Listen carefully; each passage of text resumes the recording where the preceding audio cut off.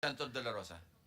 So, hindi pala ito ang last hearing natin. Meron pa tayong kasunod na hearing. Definitely. Thank you, sir. Thank you. Thank you. And So- Mr. Chair, lastly, may I confirm if the chairman made an announcement that Mr. Saldico will not be invited? Yes, as you know, you have been a congressman for many years. There's what we call interparliamentary courtesy. We do not invite or summon members of Congress in the same manner that they don't invite senators to their hearings. It is up to the congressmen or senators concerned to appear before their inquiries in aid of legislation. That is a tradition. Yes, Mr. And Chair. that tradition is not accorded to individual members of Congress of either house. It is accorded to the institution. Yes, Is that, yeah. you will. Yeah, but if he is expelled, then we'll invite him. He's no longer member of Congress. Representative Chanco was not expelled, Mr. Chair, but Yes, but When he was invited, he is voluntarily appearing before the committee. yes, but there was an invitation. No, we did not extend any invitation to. I was the Representative- one who invited him. Well, I was the chairman. You can speak for yourself. Yes, that's why. He can be invited. There is no violation of interparliamentary. Anyway, that's water under the bridge. He will appear, I think, anytime now because he was informed by Senator Ejercito. So can we just proceed? We have a long Sinasabi ko day. po yung tungkol kay Mr. Saldico. All Kung right. sakaling halimbawa nandito siya, we can invite him. Okay. Okay, thank you. No issue there. Okay, so today we will hear the testimony of Mr. or former Undersecretary Roberto Bernardo. Kindly stand up so your oath will be administered by the Director General of the group. Do you swear or affirm to tell the truth, the whole truth, and nothing but the truth in this proceeding? Thank you. You may take your seat. Thank you. Are you ready to make your statement? Yes po, Mr. Chair. You may proceed.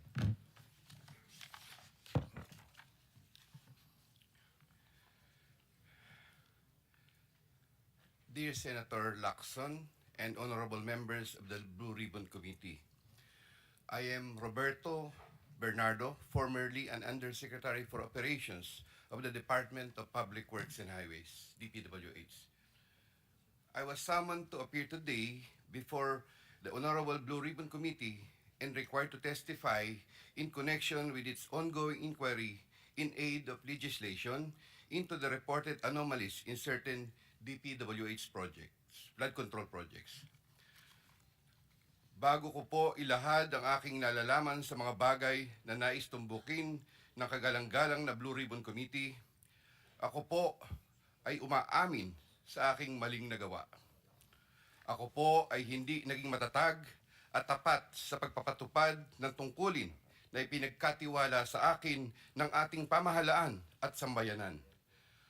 Taus-puso at puno ng pagsisisi na ako po ay humihingi ng kapatawaran sa Diyos, sa ating bansa at mga kababayan, gayon din sa aking pamilya, mga kaibigan at sa lahat ng aking binigo. Nakagawa po ako ng pagkakamali at pinahintulutan ko po ang aking sarili na maging kasangkapan sa pagpapatupad ng isang masamang gawain.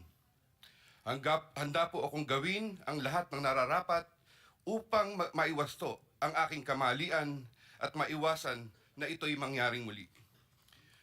I wish to assure the Honorable Blue Ribbon Committee of my full cooperation with the investigation.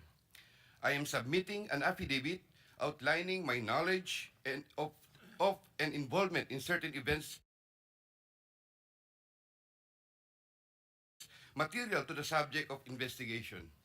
Moreover, I will disclose and expound on related incidents within my personal knowledge, mindful not only of the materiality of my testimony, but also of my rights, as well as fearful of what effects my disclosures will have on my family's safety and well-being. I have applied before the Department of Justice for coverage as a state witness under Republic Act No. 6981, otherwise known as Witness Protection, Security and Benefit Act. I hope the Honorable Blue Ribbon Committee will find merit in my application and favorably endorse the same to the DOJ.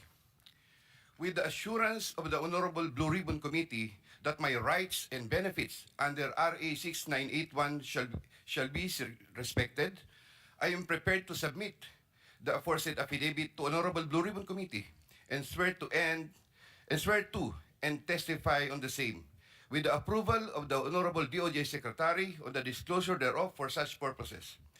The highly sensitive nature of the disclosures made in my affidavit cannot be stressed enough. These deal with involvement in irregularities of 4 senators and 1 congressman, 1 member of a constitutional commission, and 1 undersecretary, seriously undermining public trust in 2 out of 3 branches of our government and a constitutional body, thereby posing a significant threat to our national security as it may lead to political instability, which may weaken the ability of the government to function effectively. 25 of September 2025, Makati City, Metro Manila. And this, Mr. Chair, signed na po ito. Okay. May we hear from Secretary Remulla since he mentioned about his application for admission into the program? Your Honor, we will have to evaluate his statements in relation to all the other testimonies that we have gathered in the DOJ and in the Blue Ribbon Committee. The Senate President. Mr. Chairman, Gomez. yeah. We would like to listen to your sworn affidavit, if you have one, or an affidavit that you will swear to complete the disclosure that you're talking about. Otherwise, those are mere general statements. Please, thank you. Yes, Mr. President, Mr. Chair, may I be allowed to read the Yes, you may proceed, Usec Bernardo. affidavit? I, Roberto R. Bernardo, Filipino, of legal age, a resident of Malolos City, Bulacan, under oath, deposed and state. In connection with the ongoing Senate Blue Ribbon Committee investigations, I intend to submit this affidavit which provides details of my knowledge about matters within my jurisdiction relating to flood control projects when I was still serving as Undersecretary for Operations of the Department of Public Works and Highways. This affidavit lays out details. Sorry, excuse me. You have your counsel now with you? Yes, sir. Yes, po, Okay, Mr. on Chair. record. Okay. This affidavit lays out details of the involvement of legislators as well as other government officials with a commitment on my part to expand these disclosures as my best recollection of facts and records may serve. Since number 3, since the received an invitation to appear in these proceedings, I began collating, vetting, and consolidating all written communications, documents, tables, and matrices, and lists in my possession, the retrieval of which has been difficult since I retired from public service last August 2025. With the benefit of more time and greater freedom to access files, I am confident that I can provide even more material and relevant evidence that would clarify the issues once and for all. Number 4, more importantly, I am executing and submitting this affidavit with my full and absolute consent as an integral part of my application to be admitted under the Witness Protection Program through the favorable recommendations of the Honorable Chairman of the Blue Ribbon Committee, Senator Ping Lacson, and the Honorable Senate President, Tito Soto, under Section 4, as well as Section 10 of Republic Act Number 6981, otherwise known as Witness Protection, Security, and Benefit Act before the Department of Justice. I attest and confirm that the names, dates, and transactions mentioned hereunder are based on my direct personal knowledge and have ample documentary support where necessary or desirable if given full opportunity to retrieve the same. Background facts. I earned my bachelor's degree in Bachelor of Science in Civil Engineering in 1984. I am a registered civil engineer by profession. In the year 1985, I began my 40-year stint in the DPWH as a laborer. I then climbed the ranks through the years as Associate Civil Engineer, Engineer 2, Engineer 3, and as Assistant District Engineer, Assistant Regional Director. I then became Assistant Regional Director CESO 4 sometime in 2012 until my appointment as Assistant Secretary in 2016. I finally became Undersecretary more than a year later and remained such until my retirement on August 2025. I met former District Engineer Henry Alcantara during my assignment in the Laguna 2nd District Engineering Office. Engineer Alcantara, Engineer Bryce Hernandez, Engineer J.P. Mendoza, and Engineer Algie Jumasig all belong to the Bulacan 1st DEO. 2020-2040 scheme. Sometime after the State of the Nation address of President Ferdinand Bongbong Marcos Jr. in July 2025, and while I was already on sick leave, I heard from Secretary Bunoan for the first time that Engineer Alcantara, Engineer Hernandez, Engineer Mendoza, and Engineer Dumasig were engaged in contracting activities using the licenses of other contractors. Subsequently, Engineer Hernandez confirmed this arrangement through one of the legislative hearings and by other contractors whose license they used. According to Bryce Hernandez, their sharing is 20-20-20-40% from these activities. My understanding is that they had prepared and signed documents for purposes of collecting payments, which they then apportioned the profits amongst themselves. However, I must admit that I have no personal knowledge on the exact actions they took to accomplish this scheme, and I can only be asked general questions on the systems in place that would have allowed this modus operandi to happen. I categorically state that I have neither knowledge nor participation in these business activities, which were entirely done by Engineer Alcantara, Engineer Hernandez, Engineer Mendoza, and Engineer Dumasig on their own. Ghost projects. At about the same time, after the 2025 SONA, I also heard for the first time that aside from the 2020-2040 scheme, were flood control projects, ghost projects, for which Engineer Alcantara, Engineer Hernandez, Engineer Mendoza, and Engineer Dumasig were also responsible. These were confirmed later by Secretary Bunaan during a separate legislative hearings. I called up Engineer Alcantara to ask him about these flood control ghost projects. He denied any participation. Subsequently, he likewise told me that he even convened the officers of Bulacan 1st DEO to confront them about these ghost projects, and that some officers, it was Engineer Hernandez who was the primary person responsible for the same. In the exact words of Engineer Alcantara, si Bryce po yan. I categorically state that I have neither knowledge nor participation in these flood control ghost projects. Congressman Zaldico. My personal knowledge regarding Congressman Zaldico are set out as follows. Congressman Zaldico one time called me to say that he met Engineer Alcantara and wanted to confirm, maayos bang kausap si Engineer Alcantara? To which I replied, maayos po. Engineer Alcantara then told me that Kong Zaldico was asking for a 25% commission, and out of that amount, 2% was to be shared equally between Engineer Alcantara and myself. In his exact words, boss, hati na tayo sa 2%. Furthermore, Engineer Alcantara would tell me every time that he made deliveries of cash to Congressman Zaldico in compliance with his commitment to Congressman Zaldico.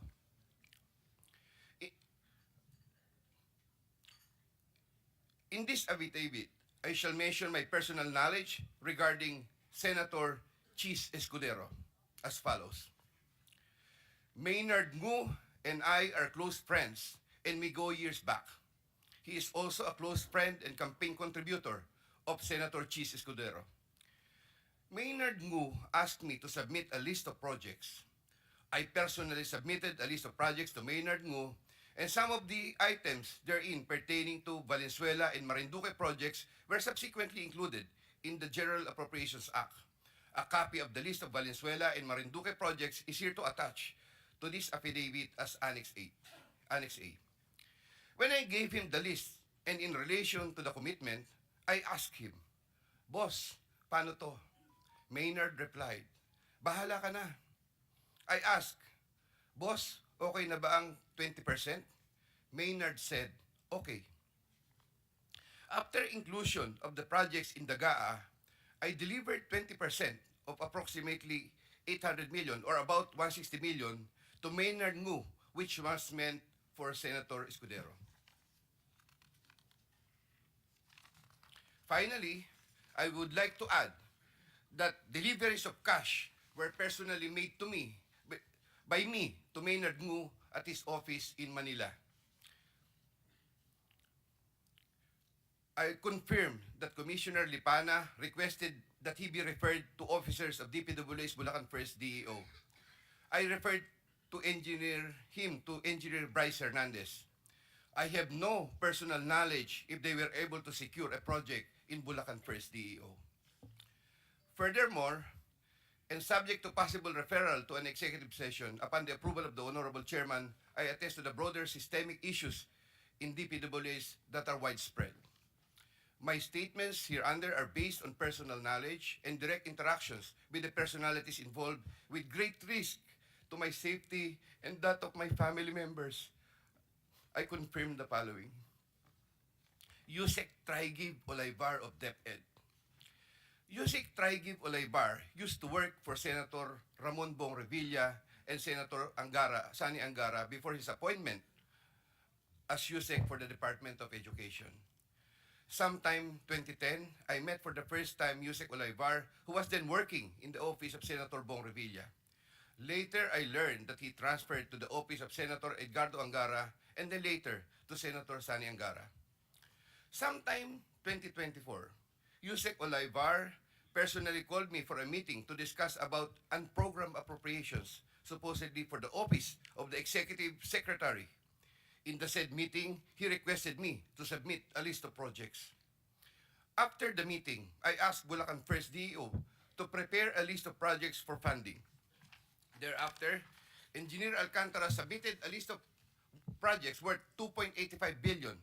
Here to attach as Annex B is a list of those projects. Subsequently, I submitted this list to Usec Olaybar. Usec Olaybar told me that the commitment is 15%.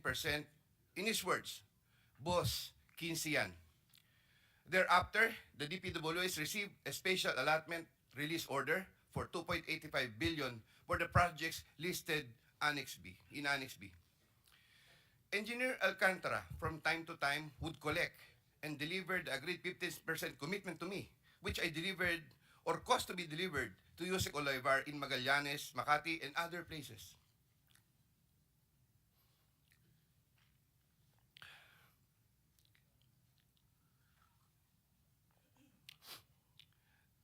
Senator Ramon Bong Revilla.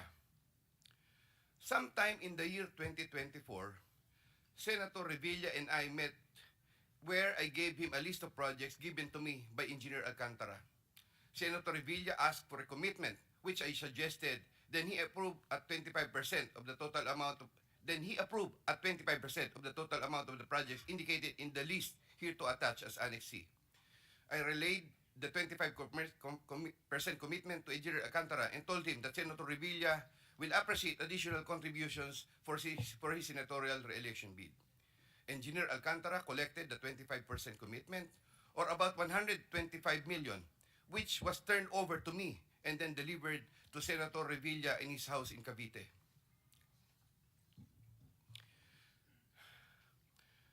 Senator Nancy Binay.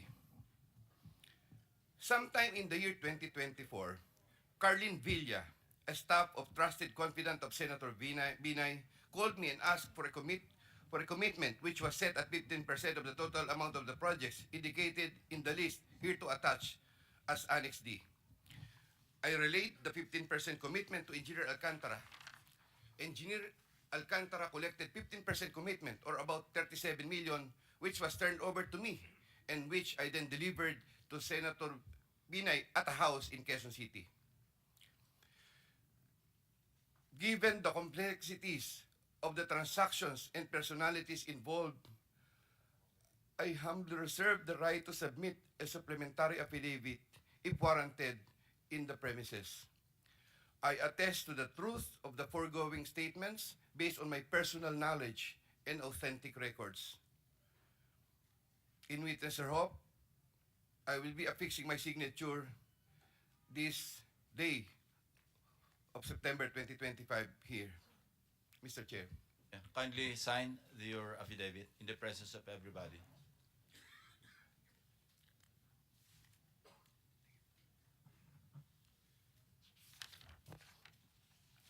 Here, Mr. Chair, I have already signed it. For the record, you signed the same affidavit that you read, no? Yes po, Thank Mr. you. Chair. Maraming salamat, Yusek. Secretary Remulla is recognized. Your Honor, after hearing his affidavit and his willingness to disclose all other details about the transactions that happened under his watch, may I respectfully ask the committee to allow the DOJ to have an evaluation of Mr. Bernardo immediately. This matter has to be done because of the gravity of the situation and the fact that we may have to really work overtime on legal matters that are needed, or on necessary legal matters, so that we can preserve the monies and other things that are involved in this discussion. Thank you, Secretary Remulla. Will you be open to answer some questions addressed to the Secretary of Justice before you leave? Just like the last time? No, not to Usec Bernardo, but to the Secretary for some clarificatory questions. I mean, to the Secretary of DOJ, not to the affiant. Because you have to bring him back after lunch, no? Not to you, but Secretary Remulla, will Yes you po. be willing to, not Usec Bernardo? I'm referring my question to Secretary Remulla. If you're willing to accommodate just a few questions from the members, if they're Yes, Your Honor. Of course, okay. Your Honor. So we'll start with whoever. Senator Erwin Tulfo is first on the list. Kindly limit your questions to, in the meantime, no, to Secretary Remulla. Mamaya na lang yung kay Undersecretary Bernardo. Meron. Anybody? You have some questions? The same naman lang rin, Mr. Chair, na pag alis ni Secretary Remulla, alis din si Bernardo, baka pwedeng magtanong na kay Bernardo. Hindi. Ang kasundan natin, pagbalik na lang. Kasi hahaba eh. And they have work to do. So we are accommodating them in the same manner that we accommodated Alcantara, Engineer Alcantara, to be brought immediately to the DOJ for evaluation, for some procedure. And after that, we can have all the time in the world. Maski hanggang madaling araw, kung gusto mong tanongin si Usec Bernardo, O sir, pero you can. ito, for the benefit of general questions Hindi na, na we're sana just din. postponing. We're not rejecting your request to propound questions. Kasi sa akin kasi sir, pag sabi niya ngayon dito, diretso kaagad file ng kaso sa DOJ without Hindi, no, us no, no, giving the benefit na makapagtanong man lang kung Sige. Sen. No, I think the thing is that if the Department of Justice, as much as possible, would like to evaluate first. They will not file any cases against anyone. but subsequently, filing of cases will follow. Kung sana naman bago siya makonsider doon, dito muna sa atin. Dahil sa atin niya nilahad yung statement niya, so hindi naman niya nilahad sa DOJ, sa atin muna. So sana makapagtanong tayo bago natin turn over sa DOJ for their consideration.